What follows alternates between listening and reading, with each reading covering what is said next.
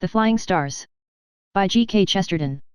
The most beautiful crime I ever committed, Flambeau would say in his highly moral old age, was also, by a singular coincidence, my last.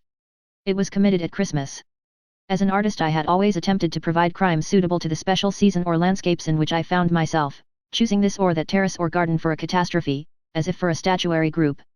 Thus squires should be swindled in long rooms panelled with oak, while Jews, on the other hand, should rather find themselves unexpectedly penniless among the lights and screens of the Café Riche.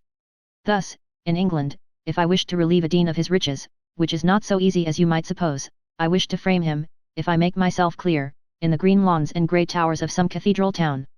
Similarly, in France, when I had got money out of a rich and wicked peasant, which is almost impossible, it gratified me to get his indignant head relieved against a grey line of clipped poplars, and those solemn plains of Gaul over which broods the mighty spirit of millet.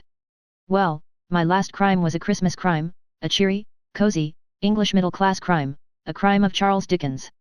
I did it in a good old middle-class house near Putney, a house with a crescent of Carriage Drive, a house with a stable by the side of it, a house with the name on the 2 outer gates, a house with a monkey tree. Enough, you know the species. I really think my imitation of Dickens's style was dexterous and literary. It seems almost a pity I repented the same evening. Flambeau would then proceed to tell the story from the inside, and even from the inside it was odd. Seen from the outside it was perfectly incomprehensible, and it is from the outside that the stranger must study it. From this standpoint the drama may be said to have begun when the front doors of the house with the stable opened on the garden with the monkey tree, and a young girl came out with bread to feed the birds on the afternoon of Boxing Day.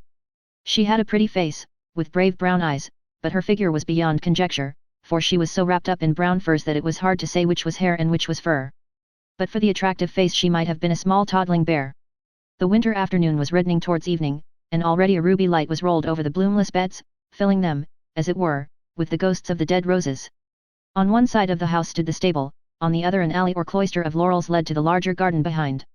The young lady, having scattered bread for the birds, for the 4th or 5th time that day, because the dog ate it, passed unobtrusively down the lane of laurels and into a glimmering plantation of evergreens behind. Here she gave an exclamation of wonder, real or ritual, and looking up at the high garden wall above her, beheld it fantastically best ridden by a somewhat fantastic figure.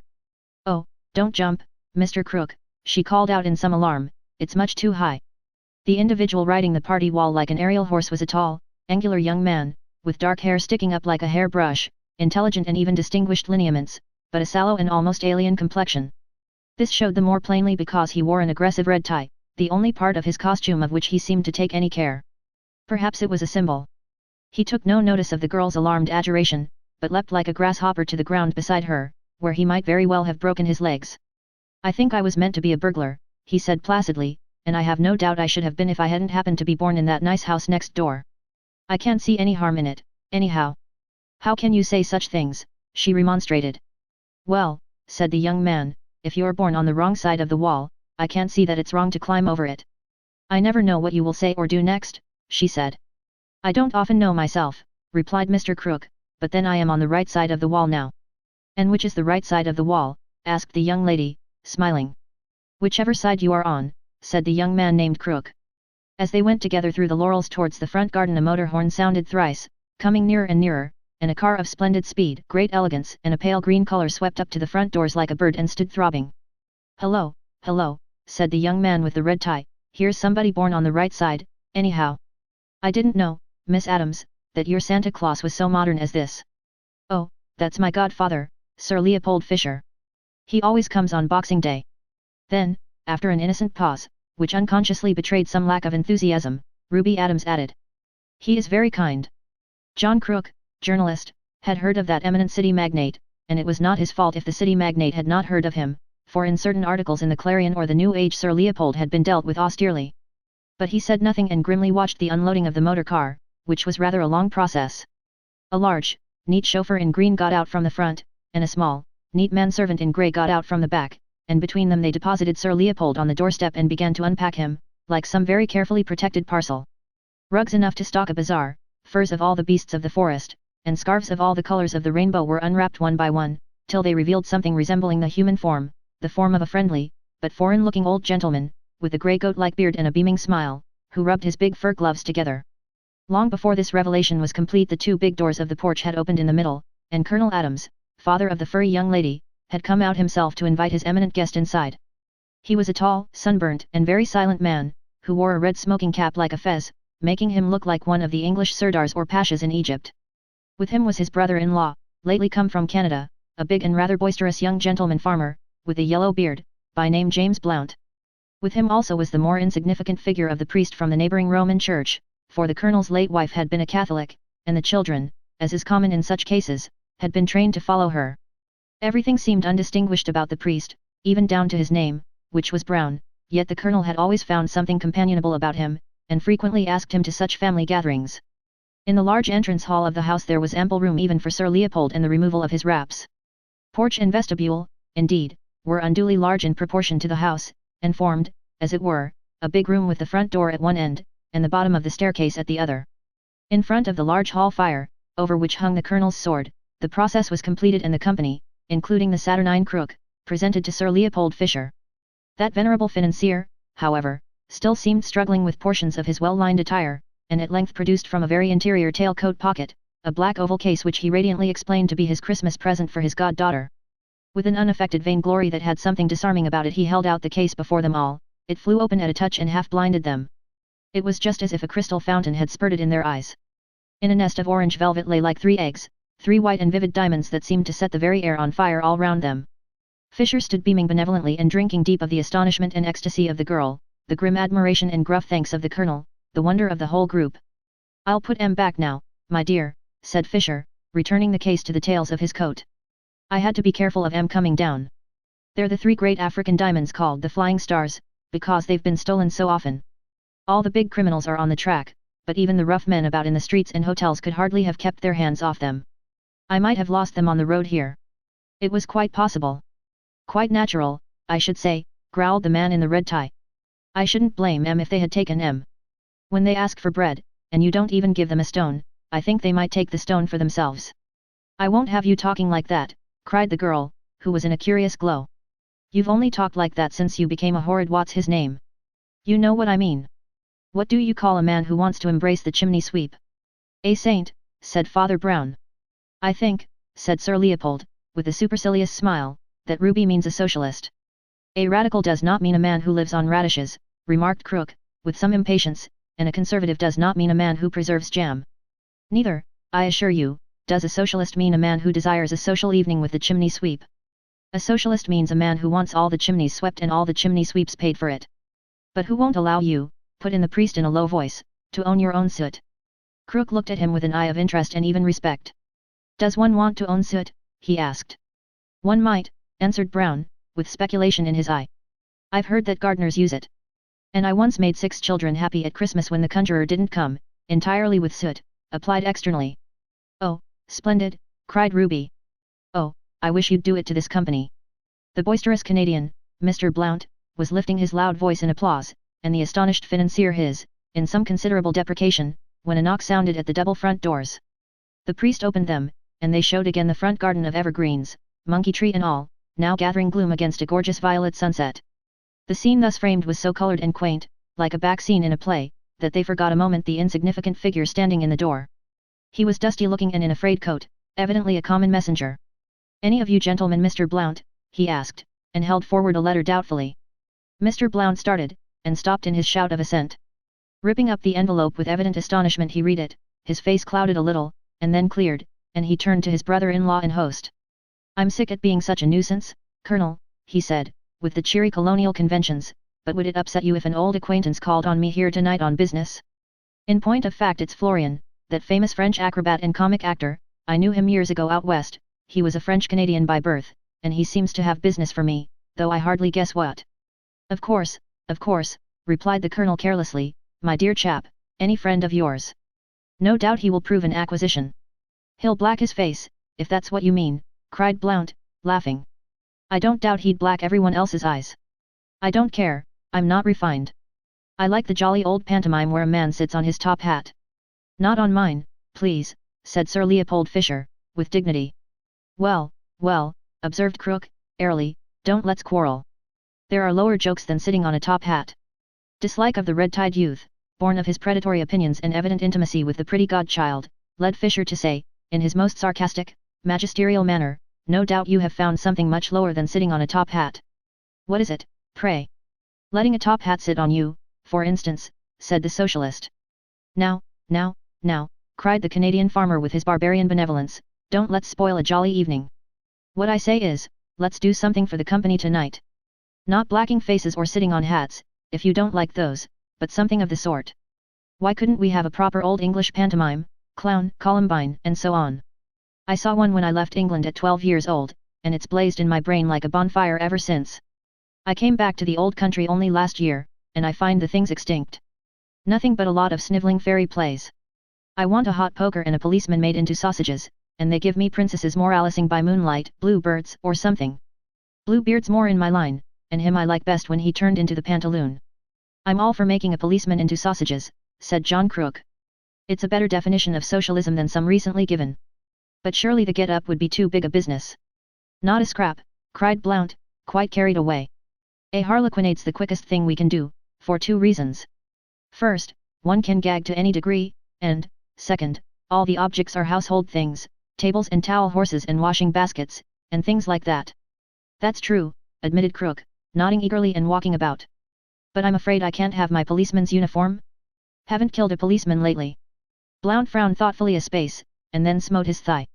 Yes, we can, he cried. I've got Florian's address here, and he knows every costumier in London. I'll phone him to bring a police dress when he comes. And he went bounding away to the telephone.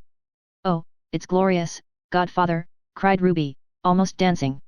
I'll be Columbine and you shall be Pantaloon. The millionaire held himself stiff with a sort of heathen solemnity. I think, my dear, he said, you must get someone else for Pantaloon. I will be Pantaloon, if you like, said Colonel Adams, taking his cigar out of his mouth, and speaking for the first and last time. You ought to have a statue, cried the Canadian, as he came back, radiant, from the telephone. There, we are all fitted. Mr. Crook shall be clown, he's a journalist and knows all the oldest jokes. I can be Harlequin, that only wants long legs and jumping about. My friend Florian phones he's bringing the police costume, he's changing on the way. We can act it in this very hall, the audience sitting on those broad stairs opposite, one row above another. These front doors can be the back scene, either open or shut. Shut, you see an English interior. Open, a moonlit garden. It all goes by magic. And snatching a chance piece of billiard chalk from his pocket, he ran it across the hall floor, halfway between the front door and the staircase, to mark the line of the footlights. How even such a banquet of bosh was got ready in the time remained a riddle. But they went at it with that mixture of recklessness and industry that lives when youth is in a house, and youth was in that house that night, though not all may have isolated the two faces and hearts from which it flamed. As always happens, the invention grew wilder and wilder through the very tameness of the bourgeois conventions from which it had to create. The Columbine looked charming in an outstanding skirt that strangely resembled the large lampshade in the drawing-room. The clown and Pantaloon made themselves white with flour from the cook, and red with rouge from some other domestic, who remained, like all true Christian benefactors, anonymous. The Harlequin, already clad in silver paper out of cigar boxes, was, with difficulty, prevented from smashing the old Victorian lustre chandeliers, that he might cover himself with resplendent crystals. In fact he would certainly have done so, had not Ruby unearthed some old pantomime paste jewels she had worn at a fancy dress party as the Queen of Diamonds. Indeed, her uncle, James Blount, was getting almost out of hand in his excitement, he was like a schoolboy. He put a paper donkey's head unexpectedly on Father Brown, who bore it patiently, and even found some private manner of moving his ears. He even essayed to put the paper donkey's tail to the coat-tails of Sir Leopold Fisher. This, however, was frowned down. Uncle is too absurd, cried Ruby to Crook, round whose shoulders she had seriously placed a string of sausages. Why is he so wild?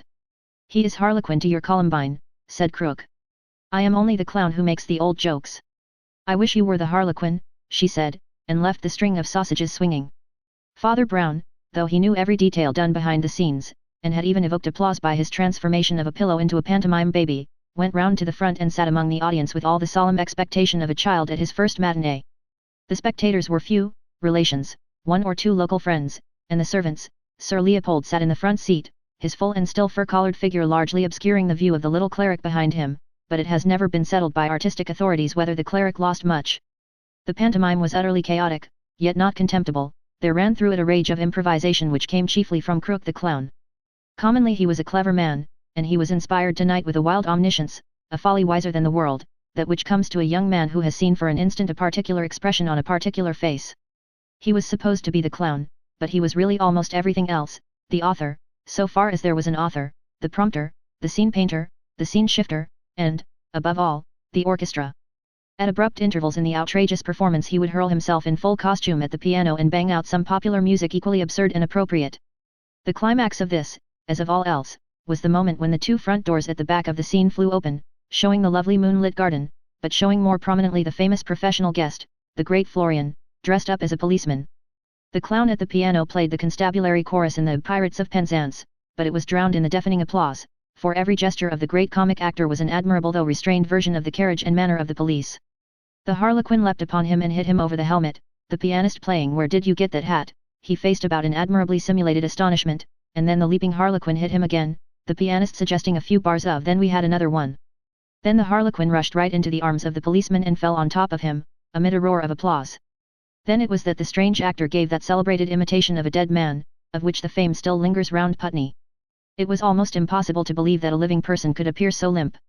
The athletic harlequin swung him about like a sack or twisted or tossed him like an Indian club, all the time to the most maddeningly ludicrous tunes from the piano. When the harlequin heaved the comic constable heavily off the floor, the clown played "I Arise from Dreams of Thee."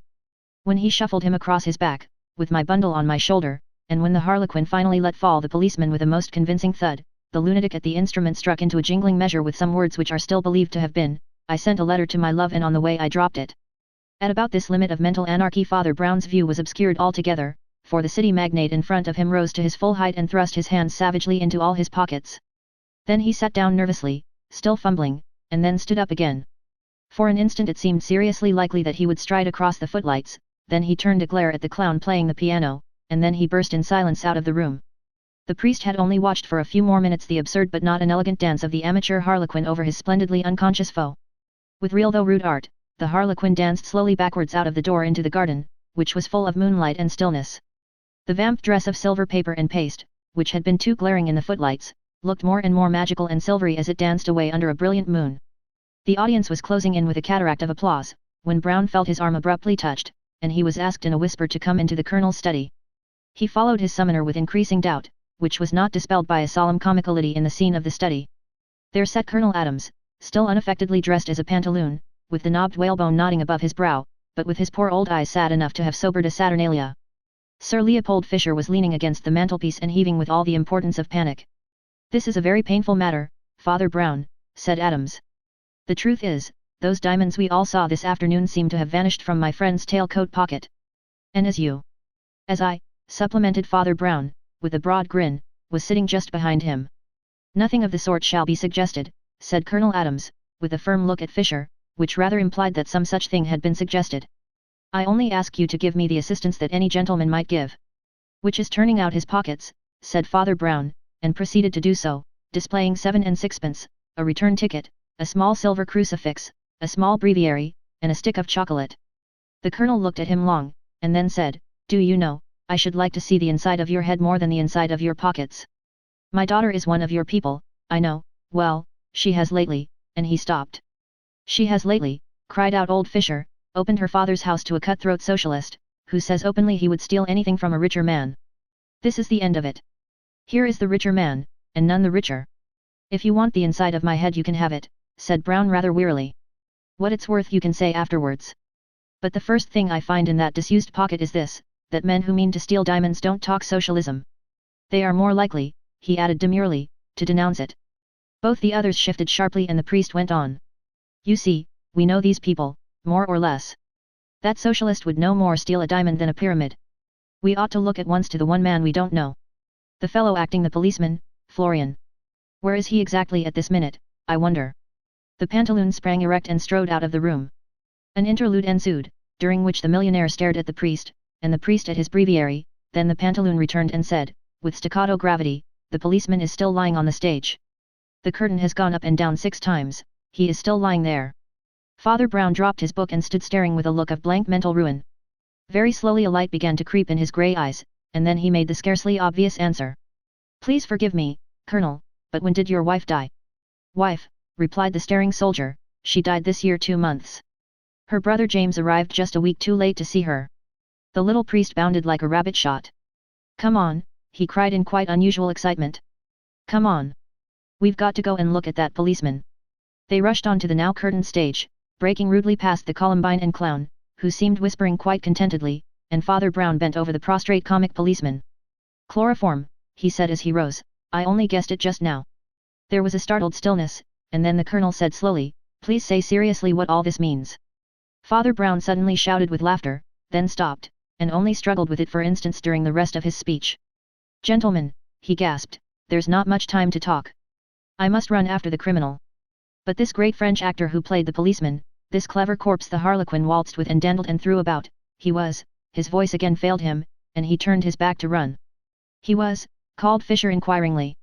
"A real policeman," said Father Brown, and ran away into the dark. There were hollows and bowers at the extreme end of that leafy garden, in which the laurels and other immortal shrubs showed against sapphire sky and silver moon, even in that midwinter, warm colors as of the south. The green gaiety of the waving laurels, the rich purple indigo of the night, the moon like a monstrous crystal, make an almost irresponsible romantic picture, and among the top branches of the garden trees a strange figure is climbing, who looks not so much romantic as impossible. He sparkles from head to heel, as if clad in 10 million moons, the real moon catches him at every movement and sets a new inch of him on fire. But he swings, flashing and successful, from the short tree in this garden to the tall, rambling tree in the other, and only stops there because a shade has slid under the smaller tree and has unmistakably called up to him. "Well, Flambeau," says the voice, "you really look like a flying star, but that always means a falling star at last." The silver, sparkling figure above seems to lean forward in the laurels and, confident of escape, listens to the little figure below. "You never did anything better, Flambeau. It was clever to come from Canada, with the Paris ticket, I suppose, just a week after Mrs. Adams died, when no one was in a mood to ask questions. It was cleverer to have marked down the flying stars in the very day of Fisher's coming. But there's no cleverness, but mere genius, in what followed. Stealing the stones, I suppose, was nothing to you. You could have done it by sleight of hand in 100 other ways besides that pretense of putting a paper donkey's tail to Fisher's coat. But in the rest you eclipsed yourself." The silvery figure among the green leaves seems to linger as if hypnotized, though his escape is easy behind him, he is staring at the man below. "Oh, yes," says the man below, "I know all about it. I know you not only forced the pantomime, but put it to a double use. You were going to steal the stones quietly, news came by an accomplice that you were already suspected, and a capable police officer was coming to rout you up that very night. A common thief would have been thankful for the warning and fled, but you are a poet.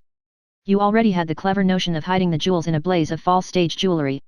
Now, you saw that if the dress were a harlequin's the appearance of a policeman would be quite in keeping. The worthy officer started from Putney police station to find you, and walked into the queerest trap ever set in this world. When the front door opened he walked straight onto the stage of a Christmas pantomime, where he could be kicked, clubbed, stunned and drugged by the dancing harlequin, amid roars of laughter from all the most respectable people in Putney. Oh, you will never do anything better. And now, by the way, you might give me back those diamonds." The green branch on which the glittering figure swung, rustled as if in astonishment, but the voice went on. "I want you to give them back, Flambeau, and I want you to give up this life. There is still youth and honor and humor in you, don't fancy they will last in that trade. Men may keep a sort of level of good, but no man has ever been able to keep on one level of evil. That road goes down and down.